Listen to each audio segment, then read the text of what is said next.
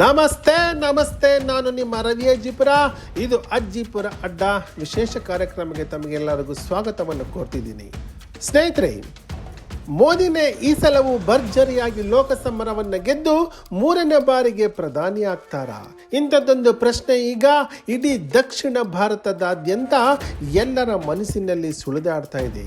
ಮೋದಿ ಪ್ರಧಾನಿ ಆಗ್ತಾರೋ ಇಲ್ವೋ ಗೊತ್ತಿಲ್ಲ, ಆದರೆ ಮೋದಿ ಗೆದ್ದು ಪ್ರಧಾನಿ ಆಗಬೇಕಾದ್ರೆ 129 ಸೀಟ್ಗಳನ್ನು ಶತಾಯಗತಾಯ ಗೆಲ್ಲಲೇಬೇಕು. ಹಾಗೆ ಗೆದ್ರೆ ಮಾತ್ರ ಮೋದಿ ಇಡೀ ಇಂಡಿಯಾ ಗೆದ್ದೆ ಅಂತ ಪ್ರಧಾನಿ ಪಟ್ಟ ಏರೋದಕ್ಕೆ ಸಾಧ್ಯವಾಗುತ್ತೆ.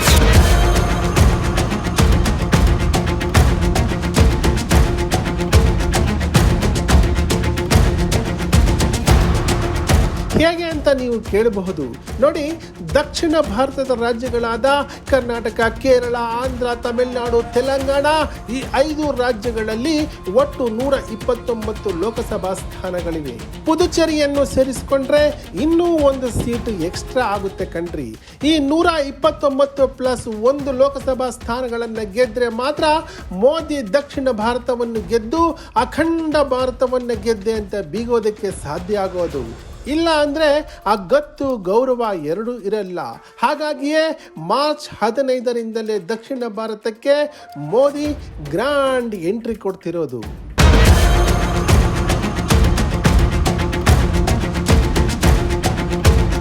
ಉತ್ತರ ಭಾರತದಲ್ಲಿ ಕೆಲವು ರಾಜ್ಯಗಳನ್ನು ಬಿಟ್ಟರೆ ಮೋದಿಯನ್ನು ಗೆಲ್ಲಿಸುವಂತಹ ಅನೇಕ ರಾಜ್ಯಗಳಿವೆ.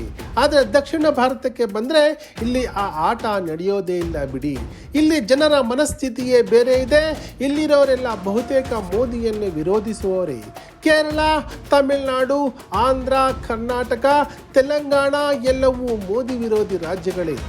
ಅದರಲ್ಲೂ ಕರ್ನಾಟಕದಲ್ಲಿ ಈ ಸಲ ಸಿದ್ದರಾಮಯ್ಯ ಸರ್ಕಾರ ಮೋದಿಯನ್ನ ಬಂದ ದಾರಿಗೆ ಸುಂಕು ಬೀಳದಂತೆ ಕಳಿಸಲು ಬೇಜಾನ್ ಪ್ಲಾನ್ ಮಾಡಿಕೊಂಡಿದೆ.